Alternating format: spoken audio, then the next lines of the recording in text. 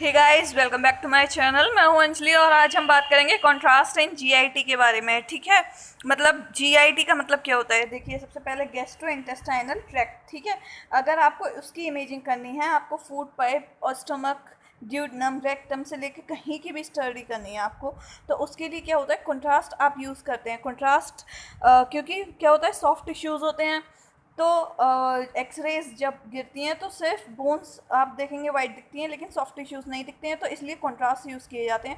तो वो क्या कंट्रास्ट होते हैं, उन्हीं के बारे में आज हम देखेंगे। देखिए, जो सबसे पहला कंट्रास्ट मीडिया यूज़ किया गया था जीआईडी के लिए, वो था आयोडाइज्ड ऑयल, जिसे हम लिपिड ऑयल भी बोलते हैं।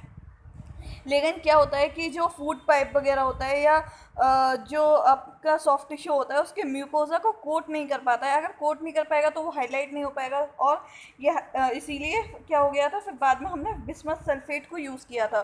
ठीक है, क्योंकि जो लिपिड ऑयल था उसका वो ऑयली नेचर का था और कोट नहीं कर पा रहा था म्यूकोजा का, फिर बाद में इसलिए हमने बिस्मथ सल्फेट को यूज़ किया। ठीक है, अब देखिए इसके रीज़न क्या क्या है कि हमने बिस्मथ सल्फेट को ही क्यों यूज़ किया। ठीक है, तो देखिए इसमें जो एटॉमिक नंबर होता है इसका 56, इसीलिए ये क्या होता है, हाईली रेडियो अपेक होता है, मतलब आपको हाईलाइट होगा ये एक्सरे में। ठीक है, फिर उसके बाद नॉन एब्जर्वेबल होता है और नॉन टॉक्सिक होता है। अब आप सोचेंगे एक्सरेज, जो फ्लोरोस्कोपी होती है उसमें एक्सरेज यूज़ होती हैं। ठीक है, उसमें जो आपका छोटा छोटा वीडियो रिकॉर्ड होता है, या फिर एक्सरेज अगर जैसे सीआर सिस्टम भी है, तो उसमें क्या होता है कि स्टेप बाय स्टेप फिल्म ले ली जाती हैं। ठीक है, तो आपको उसमें भी ये दिख जाता है। तो ये नॉन एब्जर्वेबल होता है, आपके टिश्यू इसको ऑब्जर्व नहीं कर पाएंगे, और ये टॉक्सिक भी नहीं होता है बॉडी के लिए, मतलब सही होता है। ठीक है, फिर उसके बाद इंसॉल्यूबल है वाटर में, और उसके बाद ये टिश्यू को कोई भी हार्म नहीं करेगा, ये इनर्ट होता है। इनर्ट मतलब कुछ भी रिएक्ट नहीं करेगा। फिर उसके बाद इसको और इसके अलावा इसमें हम डबल कॉन्ट्रास्ट स्टडी भी करते हैं बैरियम के साथ। ठीक है, एनीमा के केस में वो हम देखेंगे कैसे करते हैं। देखो, जैसे आपको स्मूथीज भी आती हैं, जैसे टेस्ट के लिए क्या होता है, जैसे अगर बच्चों को करना है और उनको क्या है, बैरियम का टेस्ट पसंद नहीं आ रहा है, तो उसके लिए स्मूथीज़ आती हैं। ठीक है, मार्शमेलो कोटेड, बैरियम कोटेड आते हैं। तो ये सब होता है। अगर आपको टेस्ट, अगर जो भी आप पसंद करेंगे, स्ट्रॉबेरी, बनाना, और भी फ्लेवर्स आते हैं, ठीक है, स्मूदी के, तो इसके हिसाब से आप उसमें देखेंगे कि फूड पैक में कहाँ प्रॉब्लम आ रही है, डाइजेस्ट करने में कहाँ प्रॉब्लम आ रही है, ये सारी प्रॉब्लम्स आप देख सकते हैं। ये देखो, ये जो ये जो दिखा रखा है ना, ये जब डबल कॉन्ट्रास्ट होता है ना, तब यूज़ किया जाता है, ये दोनों ही चीज़ें। तो ये इनीमा के लिए होता है, बाकी बैरियम मील करना है तो इसमें ये यूज़ नहीं होगा। ठीक है, और जैसे हम कंट्रास्ट, सारी कंट्रास्ट की बात कर रहे हैं, तो ये जो इनीमा किट अगर आप देख रहे हैं, तो ये बगल में दिखा है गेस्ट्रोग्राफिन। तो बैरियम सल्फेट के अलावा गेस्ट्रोग्राफिन भी यूज़ होता है, इसलिए ये मैंने दिखाने के लिए यहाँ एक इमेज लगा रखी है। ठीक है, फिर उसके बाद प्रॉपर्टी बात कर लेते हैं कि अगर आप आइडियल बैरियम प्रिपरेशन कर रहे हैं, तो आपको मतलब क्या क्या पॉइंट्स ध्यान में रखने हैं। ठीक है, देखो, highest density for optimal study, high density होनी चाहिए। फिर उसके बाद स्टेबल सस्पेंशन होना चाहिए। ऐसा नहीं है कि अभी आपने मिलाया है तो घुल गया, फिर उसके बाद क्या हो गया, जो कंटेंट था वो सेपरेट हो गया, सेटल डाउन हो गया, जैसे चॉक को पानी में मिला देते हैं। तो ऐसा नहीं होना चाहिए, स्टेबल सस्पेंशन होना चाहिए। और क्या होता है, should not fluctuate with secretion. ठीक है, ऐसा नहीं है कि उसमें मतलब झाग बने या कुछ भी, या मतलब ऐसा कुछ भी नहीं होना चाहिए, बिल्कुल स्टेबल सस्पेंशन होना चाहिए। और उसके अलावा आप देखेंगे लो मेल्टिंग कैरेक्टरिस्टिक होनी चाहिए, क्योंकि उससे क्या होता है, आपके जो म्यूकोजल कोटिंग होती है वो अच्छी आती है। ठीक है, फिर उसके बाद आप देखोगे एडवांटेज क्या है बैरियम सल्फेट को यूज़ करने के, कि ये नॉन एब्जर्वेबल होता है, आपके टिश्यू में ऑब्जर्व नहीं होगा, इनर्ट रहेगा उससे, तो आपको कोई मतलब उसका होगा क्या हो, डैमेज नहीं करेगा टिश्यू को। ठीक है, अच्छा, फिर उसके बाद और ये क्या होता है फिर, और जब नॉन एब्जर्व कहीं ऑब्जर्व नहीं हुआ, तो डिग्रेड भी नहीं होगा, मतलब आपने बैरियम जो दिया है वो डिग्रेड नहीं होगा। ठीक है, फिर उसके बाद suitable for double contrast study. इसको क्या होता है, ये डबल कॉन्ट्रास्ट स्टडीज़ वो जो होती हैं जिसमें एक गैस का यूज़ किया जाता है और एक लिक्विड का यूज़ किया जाता है। ठीक है, तो आपका ये बैरियम उसमें भी यूज़ होता है। ठीक है, क्योंकि क्या होता है कि ये कोट कर देता है म्यूकोजा को थिन लेयर में। ठीक है, और उसके अलावा ये क्या, जब थिन लेयर बना लेगा, अगर बहुत मोटी लेयर बना लेगा तो उसमें सेकंड नेगेटिव कॉन्ट्रास्ट नहीं जा पाएगा, लेकिन ये थिन लेयर अगर बना लेता है तो क्या होता है कि आप नेगेटिव कॉन्ट्रास्ट कॉन्ट्रास्ट उसमें दे सकते हैं। नेगेटिव कॉन्ट्रास्ट को है जो आपकी गैस आप देंगे, ठीक है। फिर उसके बाद और गैस के लिए क्या होता है, गैस बनाने के लिए पाउडर आता है, वो अलग उसका प्रिपरेशन होता है, ठीक है। फिर मैन्युफैक्चर स्टेप्स बात कर लेते हैं कि आखिर हम ये जो बैरियम यूज़ कर रहे हैं इतना कॉमनली, वो मैन्युफैक्चर किया कैसे जाता है। देख लीजिए जो ओरिजिनल बैरियम सल्फेट आता है, मतलब बैरियम निकलता है जब, तो वो एकदम से अगर पेशेंट को दे दोगे तो वो टॉक्सिक हो जाएगा, तो इसलिए कुछ ना कुछ तो मिलाते होंगे उसमें जो बॉडी के लिए हार्मफुल ना हो। तो वो देख लेते हैं हम क्या होता है इसमें। देखो सबसे पहले होता है आपका बैरियम सल्फाइड को अगर हम सोडियम कार्बोनेट में मिक्स करते हैं तो बैरियम कार्बोनेट बनता है जो कि पॉइजनस होता है। फिर उसको बैरियम, लेकिन इसको फिर क्या करते हैं, सल्फ्यूरिक एसिड में मिला देते हैं, तो ये इनसॉल्युबल बैरियम सल्फेट बन जाता है, जिसकी वजह से ये बॉडी के लिए हार्मफुल नहीं होता है, ठीक है। अच्छा, फिर उसके बाद आपका पार्टिकल का साइज बता रखा है इसमें 0.3 to 12 मिलीमीटर होता है, ठीक है। फिर उसके बाद देखो डाइल्यूशन जब किया जाता है वेट बाई वेट के हिसाब से भी कर सकते हैं, सस्पेंशन बना सकते हैं। फिर उसके बाद वेट बाई वॉल्यूम के हिसाब से सस्पेंशन आता है और वॉल्यूम बाई वॉल्यूम के हिसाब से सस्पेंशन आता है, ठीक है। और मिक्सिंग के टाइम पे आपको क्या क्या बातें याद रखनी है। मिक्सिंग के टाइम पे आपको स्टेबल सस्पेंशन बनाना है, और ये जो मिक्सिंग होती है वो आप ऐसे नहीं है कि हाई आप हाथ से कर देते हैं, उसमें के लिए हाई स्पीड मिक्सर आता है, ठीक है। और कॉमर्शियली क्या होता है, बैरियम का फॉर्मुलेशन जो ब्रांड करता है उसका नाम है माइक्रोबार। तो ज़्यादातर और भी ब्रांड्स हैं वैसे, लेकिन जो इंडिया में कॉमनली ब्रांड है वो होता है माइक्रोबार। तो जो ज़्यादातर मतलब नेम अगर आप देखेंगे तो माइक्रोबार पेस्ट आता है हाई विस्कोसिटी के लिए, ठीक है। तो उसका में क्या होता है, फेरिंग्स और ईसोफेगस की स्टडी करनी है तो उसमें काम आएगा। माइक्रोबार सस्पेंशन 95%, जिसमें 95% आप समझ सकते हैं कि बैरियम का कंटेंट है। तो इसमें देखो ये मॉडरेट डेंसिटी होता है और विस्कोसिटी भी मॉडरेट होता है इसका, और ये इजोफेगस, स्टमक और इंटेस्टाइनल स्टडीज सबके लिए यूज़ किया जाता है, ठीक है। फिर उसके बाद माइक्रोबार HD 200%, ठीक है। तो हाई डेंसिटी HD का मतलब हो गया यहाँ पे हाई डेंसिटी, ठीक है। तो देखो ये high density low viscosity preparation है, मतलब डेंसिटी हाई होगी लेकिन विस्कोसिटी जो गाढ़ा होगा वो लो होगा। तो ये इस तरीके का कॉम्बिनेशन इसमें तैयार किया जाता है। तो ये क्या होता है कि ये डबल कॉन्ट्रास्ट स्टडीज़ के लिए यूज़ हो जाता है, मतलब इजोफेगस, स्टमक और ड्यूडनम, आपकी सारी स्टडीज़ इससे पॉसिबल हैं। और ये क्या होता है कि सेचेस आते हैं इसमें गैस प्रोड्यूसिंग पाउडर्स के, जो मैंने आपसे कहा था कि जो गैस होती है वो डायरेक्ट गैस नहीं होता है, उसमें पाउडर्स आते हैं जो गैस प्रोड्यूस करते हैं, ठीक है। तो इसीलिए ये जो HD है वो डेंसिटी में तो हाई है लेकिन विस्कोसिटी उसकी लो है, क्योंकि अगर गाढ़ा होगा तो वो मोटा मोटा कोट कर देगा, जिसकी वजह से सेकंड नेगेटिव कॉन्ट्रास्ट नहीं जा पाएगा, ठीक है। अच्छा, माइक्रोबार क्या होता है, माइक्रोबार एनीमा के लिए, और एनीमा के लिए क्या होता है कि आप डिज़ायर्ड सस्पेंशन मतलब प्रिपेयर कर सकते हैं, ठीक है, क्योंकि आपको नेगेटिव कॉन्ट्रास्ट भी देना है। तो वो आपका जो टेक्नोलॉजिस्ट होता है या टेक्नीशियन होता है उसको पता होता है कैसे प्रिपेयर करना है, ठीक है। अच्छा, फिर उसके बाद आप करेंगे कि अगर आपको बैरियम सस्पेंशन, अगर आप टेक्नीशियन हैं तो आप ऐसा कैसे करेंगे कि आपको बैरियम सस्पेंशन बनाना है, तो आप प्रिपेयर कैसे करेंगे, देखिए। देखो तो एक हमने जैसे लिया 1 लीटर लिया आपने 50% सस्पेंशन वाला, ठीक है। जो सस्पेंशन आते हैं ना परसेंटेज के हिसाब से, वो आपने लिया 50% वाले का 1 लीटर, ठीक है। तो अगर आप उसको लेते हैं तो आपको क्या लेना पड़ेगा, स्मॉल अमाउंट ऑफ वाटर लेना पड़ेगा, जैसे 200 ml आपने वाटर ले लिया। फिर उसके बाद आप उसमें 5 ग्राम कार्बोक्सी मिथाइल सेल्यूलोज मिलाएंगे, CMC, कार्बोक्सी मिथाइल सेल्यूलोज मिलाएंगे, ठीक है। और फिर उसके बाद आप 500 ग्राम बैरियम सल्फेट पाउडर मिलाएंगे।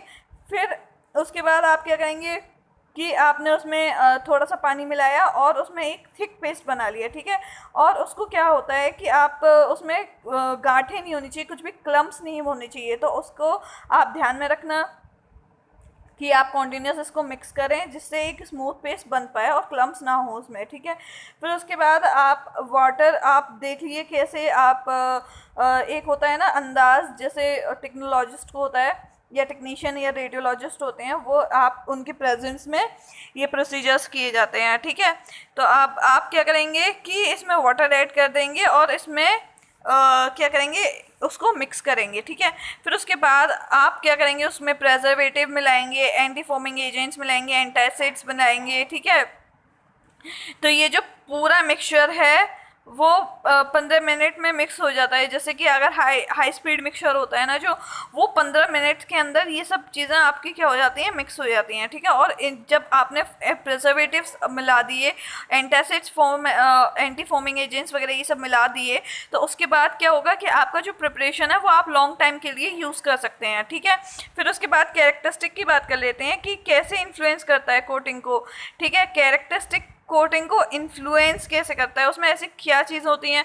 तो देखो एडिटिव्स जो मिलाए जाते हैं वो आपकी रेट ऑफ सेटिंग को मतलब या विस्कोसिटी है, मतलब क्योंकि आपने क्या क्या चीज़ मिलाई है, तो जितनी चीज़ होगी वो उतना गाढ़ा होगा पतला होगा उस हिसाब से।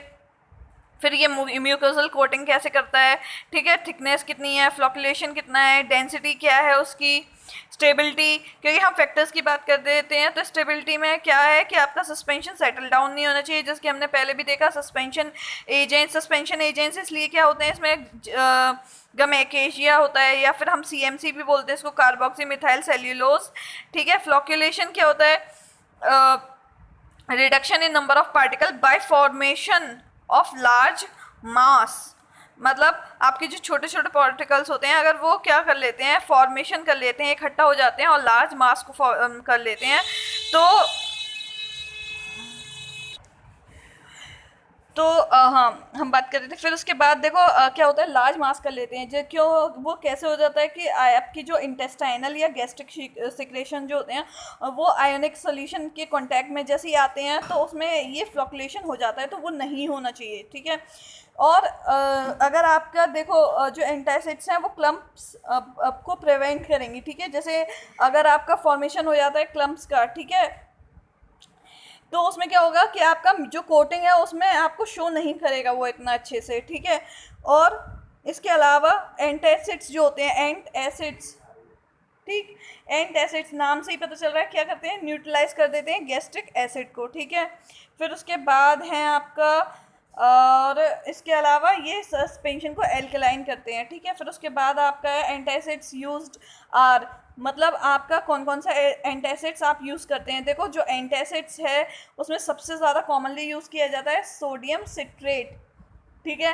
फिर उसके बाद आपका इसके अलावा जो कॉमनली आपने देख लिया, फिर उसके बाद एल्यूमिनियम हाइड्रोक्साइड, मैग्नीशियम सल्फेट आप यूज़ करते हैं।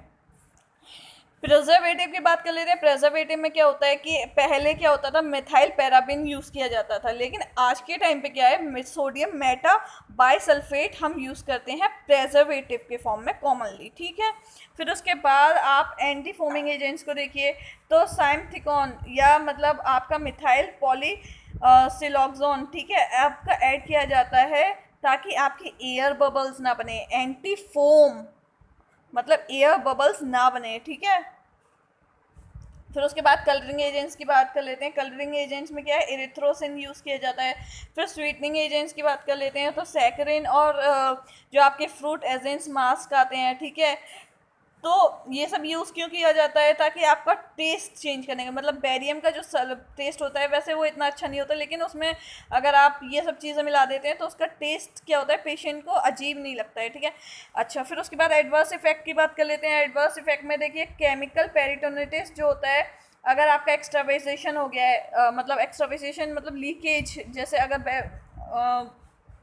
बैरियम सल्फेट पेशेंट ने पिया और उसके कहीं भी टिश्यू में लीकेज होता है तो ये एडवर्स इफेक्ट को शो कर सकता है।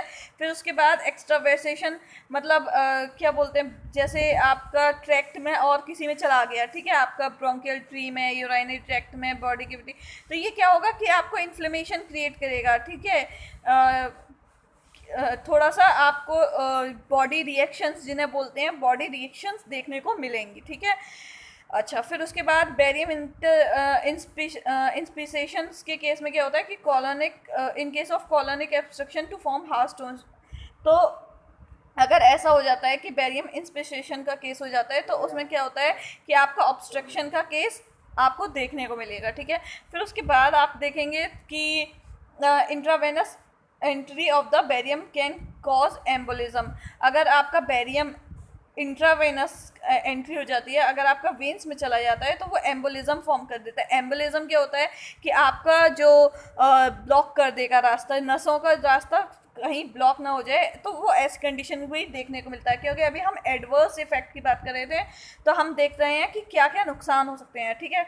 और इसके अलावा बेरियम एन्सेफेलोपैथी, इसके अलावा आप देखेंगे प्रीवियस कॉन्ट्रास्ट मीडिया अगर एक्स्ट्रावेसेट हो गया तो क्या होता है कि आप अगर कहीं और जैसे चला गया, अगर आपने उसका इमेजिंग कराया तो आपको लगेगा वो ब्राइट शो होगा वहाँ पे, ठीक है। वो ब्राइट जब शो होगा और इतने टिश्यूज़ के बीच में जो ब्राइट नहीं है और आपने उसका इमेजिंग किया, अगर वो इमेजिंग में आए तो ऐसा लगेगा जैसे यहाँ पे कैंसर है, क्योंकि जो कैंसर होता है वो भी ब्राइट होता है आपके एक्सरेज में, जबकि सॉफ्ट टिश्यूज़ ब्राइट नहीं होते हैं और कैंसर का टिश्यू ब्राइट होता है। तो ये एक कन्फ्यूजन क्रिएट कर सकता है, ठीक है।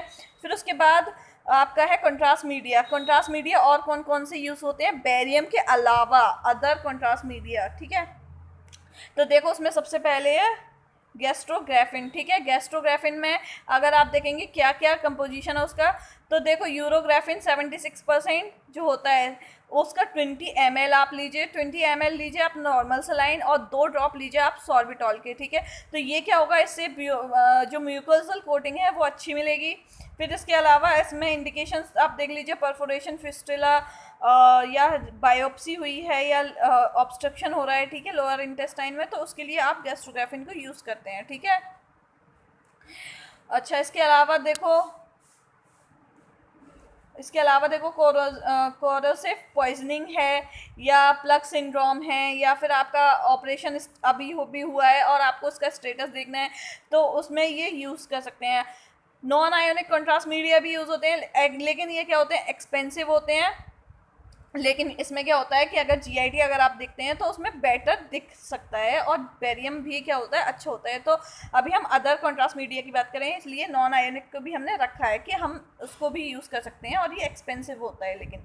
और ओरल कॉकटेल की बात कर लेते हैं, तो ओरल कॉकटेल में क्या होता है कि बेरियम सल्फेट के अलावा आप बेरियम सल्फेट का मिक्सचर किस किस के साथ, मैग्नीशियम सल्फेट के साथ और low osmolar non ionic contrast media के साथ करके आप ओरल कॉकटेल भी बना सकते हैं। उसके अलावा आप एयर और CO2 मैंने आपसे कहा था इनीमा के केस में जब नेगेटिव कॉन्ट्रास्ट यूज़ होता है तब उसमें क्या होता है कि पाउडर यूज होता है, वो ऐसे ही गैस रिलीज करता है, ठीक है। तो डायग्नोस करता है ये इंटरसेप्शन को। फिर उसके बाद वाटर का यूज़ करते हैं, तो वाटर किसको डायग्नोस करता है, वाटर आपका लाइपोमेटोसिस को डायग्नोस करता है, ठीक है। और इसके अलावा ये टॉपिक अभी के लिए ख़त्म करते हैं, ठीक है। फिर उसके बाद अगली वीडियोस में जब इसके पार्ट्स में लेके आऊँगी तो उसमें बेरियम इनीमा, बेरियम की जो और भी स्टडीज़ होती हैं, मील फॉलो थ्रू इनीमा वगैरह, ठीक है, बेरियम मील, तो वो उसको हम कंटिन्यू करेंगे। So thank you so much for your visit, and please ask me in the comment section if you have any doubts regarding this video, and please subscribe my channel and like the video. Thank you.